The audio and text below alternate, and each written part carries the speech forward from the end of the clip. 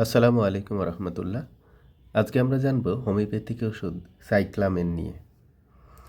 প্রথমে আমরা জানব যে সাইক্লামেন ওষুধটি কী থেকে তৈরি। সাইক্লামেন যে ওষুধটি এটি মূলত একটি প্ল্যান্ট রেমেডি, অর্থাৎ প্ল্যান্ট থেকেই এই রেমেডিটি প্রস্তুত করা হয়েছে। দ্বিতীয়ত হচ্ছে আমরা জানব যে সাইক্লামেন যে ওষুধটি, এই ওষুধটি কোন কোন রিজিয়নে বা কোন কোন শরীরের অঞ্চলে বেশি কাজ করে। সর্বপ্রথম যে অর্গানটি আমরা দেখি সেটি হচ্ছে cerebro spinal axis. Cerebro spinal অ্যাক্সিসটা কি একটু আমরা জেনে নিতে চেষ্টা করি। The cerebro spinal axis is a normal central nervous system or CNS, central nervous system, which includes the brain and the spinal cord. It is a primary bodily axis that serve as a main pathway for the transmitting nerve signals between the brain and the rest of the body.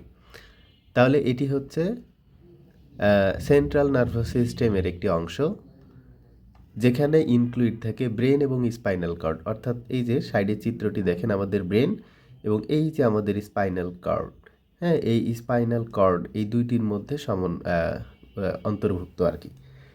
এবং এটি মূলত কি করে, আমাদের transmission বা নার্ভের মাধ্যমে signal পাঠায় between the brain and rest of the body, অর্থাৎ আমাদের ব্রেনের মধ্যে এবং পুরো দেহের মধ্যে, এই দুই বস্তুর মধ্যে সে কী করে, সিগন্যাল ট্রান্সমিট করে। এটাই মূলত সেরেব্রাল স্পাইনাল অ্যাক্সিসের মূলত প্রধান কাজ। দ্বিতীয়ত হচ্ছে আমরা দেখি যে ভিশনে বা চোখের যে দৃষ্টি, এই দৃষ্টিতে অনেক ভালো কাজ করে। ভিশনটা কি? Vision is a process where the I detect light. তাহলে ভিশনটা হচ্ছে একটা প্রক্রিয়া যার মাধ্যমে আমাদের যে চোখ, এই চোখ ডিটেক্ট করতে পারে, নির্ণয় করতে পারে, খুঁজে পায় কিকে, লাইটকে, which the brain then interpret as a image. এবং এই দেখতে পাওয়াটাকে, এই আলোটাকে আমাদের ব্রেন কি করে, ইন্টারপ্রিট করে, চিন্তা করে যে এটা আসলে কি। এই চিন্তা থেকে একটা ইমেজ তৈরি করে। যেমন আমাদের সামনে একজন মানুষ দাঁড়িয়ে আছে। প্রথমত কি হয়, এই মানুষটার উপরে যে আলো পড়ছে, এই আলোটাকে মূলত আমাদের আই কী করে, ডিটেক্ট করে বা চিহ্নিত করতে চেষ্টা করে। এবং এরপরে আমাদের ব্রেইন আমাদের ইন্টারপ্রিট করে বা চিন্তা করে বলে যে না, এটা একটা মানুষ। আমাদের সামনে যখন একটা ভেহিক্যাল বা কোনো যানবাহন থাকে, তখন আমাদের ব্রেইন এই লাইটের ইমেজটাকে সে অ্যানালাইজ করে বলে যে না, এটা হচ্ছে একটা গাড়ি, কখনো হচ্ছে এটা একটা ট্রি বা গাছ, কখনো হচ্ছে এটা একটা অন্য কোনো বস্তু। এই যে এই কাজটাই মূলত ভিশনের মাধ্যমে হয়ে থাকে। এরপরে যে অর্গানটাতে ভালো কাজ করে সেটা হচ্ছে ব্লাড। ব্লাডটা কি আমরা একটু জেনে নিতে চেষ্টা করব। বলা হচ্ছে ব্লাড ইট এ ভাইটাল বডিলি ফ্লুইড। তাহলে এটা হচ্ছে দেহের একটা vital fluid compose of plasma, red blood cell, white blood cell and platelet that circulate through out the body. তাহলে এই ব্লাডের মধ্যে আমরা কি পাই বা কি দ্বারা ব্লাড গঠিত?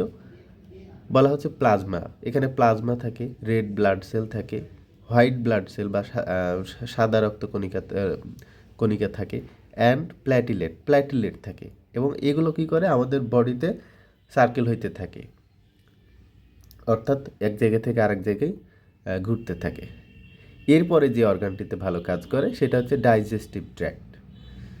ডাইজেস্টিভ ট্র্যাক্ট আমরা কোনগুলোকে বলি? বলা হচ্ছে the digestive tract is the long twisting tube. Twisting মানে হচ্ছে কি, বাঁকানো, আঁকা বাঁকা। এই যে আমরা পরের চিত্রে দেখি যে আঁকা বাঁকা একটা image. From the mouth to the Anas. তাহলে এটা হচ্ছে এই মাউথ থেকে শুরু করে একেবারে অ্যানাস পর্যন্ত। Where food is broken down and nutrition are absorb. তাহলে এই যে এই ডাইজেস্টিভ ট্র্যাক্টে মূলত হয় কি, মূলত যেটা হয়, আমরা যা খাবার খাই, যে খাবারগুলো আমরা ইনটেক করি বা খাই, এই খাবারগুলোকে কি করে, ব্রোকেন করে বা ভেঙে ফেলার পর কি করে, এর মধ্যে যে নিউট্রিশনটা আছে, এই নিউট্রিশনটাকে আমাদের শরীরে অ্যাবজর্ব করে, আমাদের চালিকা শক্তি হিসেবে, এনার্জি হিসেবে যে নিউট্রিশন বা পুষ্টিটা আমরা আমাদের দেহের কাজে লাগাই, এই পুষ্টিকে অ্যাবজর্ব করতে সহায়তা করে এই ডাইজেস্টিভ ট্র্যাক্ট। এরপর আমরা দেখব যে কোথায় বেশি ভালো কাজ করে। সব থেকে প্রমিনেন্ট অর্গান যেটা, সেটা হচ্ছে ফিমেল সেক্স অর্গান। এবং দেখেন আমরা ফিমেল সেক্স অর্গানটাকে ক্যাপিটাল লিটারে লিখেছি। সো বলা হচ্ছে the female sex organ included both external and internal structure. তাহলে এর দুই ধরনের স্ট্রাকচার আমরা পাবো, একটা হচ্ছে ইন্টারনাল, একটা হচ্ছে এক্সটার্নাল। ইন্টারনালের এক্ষেত্রে এক্সটার্নাল যে অর্গান, এই অর্গানটাকে আমরা বলি নন কালেকটিভলি অ্যাজ এ ভালভা, অর্থাৎ এখানে ভালভা থাকবে। কনসিস্টেড দ্য মৌন্স পিউবিস, অর্থাৎ মৌন পিউবিসের যে এরিয়াটা, এটা থাকবে labia majora, labia minora and clitoris. তাহলে এক্সটার্নাল বা বাইরের যে অর্গান, এর মধ্যে থেকে আমরা পাইলাম ভালভা, তারপর হচ্ছে mons pubis, labia majora, labia minora and clitoris. এবং ইন্টারনাল যে অর্গান, এই ইন্টারনাল অর্গানের মধ্যে included the vagina, cervix, uterus, fallopian tube and ovaries. তাহলে আমরা ভ্যাজাইনা পাচ্ছি, cervix, uterus, fallopian tube and ovaries. তাহলে এই সমস্ত অর্গানগুলোতে, ইন্টারনাল এবং এক্সটার্নাল বোথ অর্গানগুলোতে সাইক্লামেন ওষুধটি অনেক ভালো কাজ করে। অর্থাৎ এইগুলো হচ্ছে সবথেকে প্রমিনেন্ট অর্গান। যেহেতু আমরা বললাম যে এটা হচ্ছে ক্যাপিটাল লিটারে লিখেছি, কারণ এগুলো হচ্ছে অনেক বেশি প্রমিনেন্ট অর্গান। আমরা একটু মডালিটি দেখব, কিসে সমস্যাগুলো বাড়ে সাইক্লামেনের, কিসে কমে।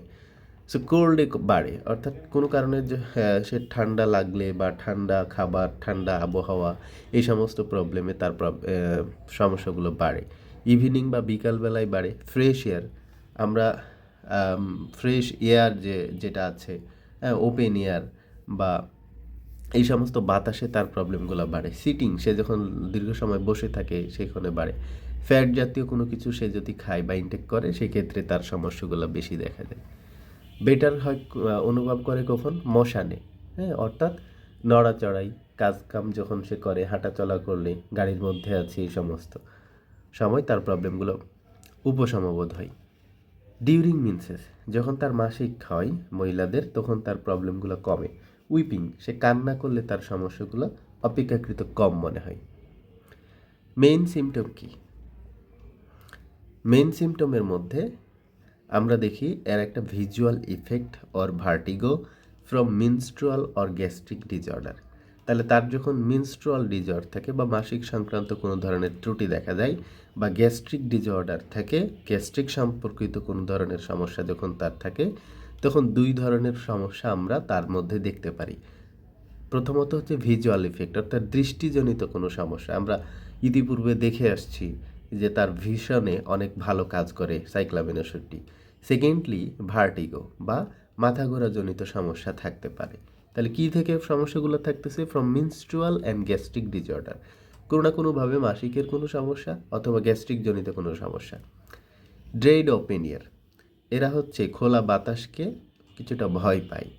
ডাল, এর মানুষগুলা হচ্ছে কিছুটা ডাল টাইপের। তাহলে ডাল বলতে আমরা কি বুঝি?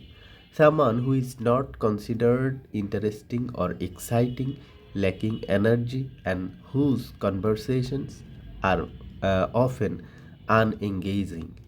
তাহলে এমন একটা ব্যক্তি যার মধ্যে কোনো ইন্টারেস্টিং ফ্যাক্ট নাই, সে কোনো কিছু নিয়ে ইন্টারেস্ট দেখাচ্ছে না, তার মধ্যে এক্সাইটিং কোনো ফ্যাক্ট নাই। অর্থাৎ আমরা তো অনেক কিছু দেখে এক্সাইটেড হই, আমাদের মধ্যে উত্তেজনা কাজ করে, এই ধরনের কোনো প্রবলেম, এই ধরনের কোনো ফ্যাক্ট আমরা তার মধ্যে দেখি না। ল্যাকিং এনার্জি, বিষয়টা এমন যে তার মধ্যে এনার্জি বা শক্তির প্রাদুর্ভাব অনেক কমে গেছে। আর হুজ কনভারসেশন আর অফেন আনএঙ্গেজিং, এবং তার সাথে যখন আমরা কথা বলি তখন সে একটা আনএঙ্গেজ মানে মোমেন্ট তৈরি করে ফেলে, অর্থাৎ সে যেন আমাদের সাথে কানেক্টেড না, সে যেন আমাদের সাথে থেকেও আসলে আমাদের সাথে নাই, অন্য কোথাও তার মন পড়ে আছে। এই ধরনের একটা সিচুয়েশনকে আমরা বলি ডাল। সেই ধরনের একটা ডাল সিচুয়েশন আমরা সাইক্লামিনের পেশেন্টের মধ্যে দেখি। এরা অনেক স্যাড থাকে, দুঃখ দুর্দশা, স্লিপি, ঘুম ঘুম ভাব থাকেন, মরোষ।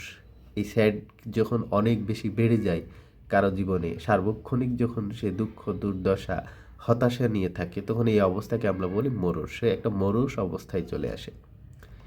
একটা ইন্টারেস্টিং সিমটম, হিকাপ ওরস ডিগ্রি প্রেগনেন্সি, অর্থাৎ প্রেগনেন্সি যখন প্রেগনেন্ট অবস্থায় যখন থাকে তখন তার হিক্কাপ বাড়ে। এছাড়া নসিয়া ফ্রম লেস্ট ফুড, সামান্য পরিমাণ খাবার থেকে তার কি বমি বমি ভাব হতে থাকে। Menses early, dark or changeable, এবং এদের যে মাসিকটা এটা হচ্ছে আর্লি, নির্দিষ্ট সময়ের আগে শুরু হয়ে যায়, ডার্ক থাকে অর্থাৎ কালচে থাকে, এবং চেঞ্জেবল পরিবর্তনশীল হইতে থাকে। মিল্ক ইন ভার্জিন ব্রেস্ট, হ্যাঁ, এবং যে সমস্ত মেয়েরা ভার্জিন অর্থাৎ বিয়ে হয় নাই বা সেক্সুয়াল অ্যাক্ট করে নাই, এদের ব্রেস্টে মিল্ক চলে আসে। সো এই সিমটমগুলা দেখলে আমরা সাইক্লামেনকে চিন্তা করতে পারি। ধন্যবাদ, আজকে এতটুকুই ছিল।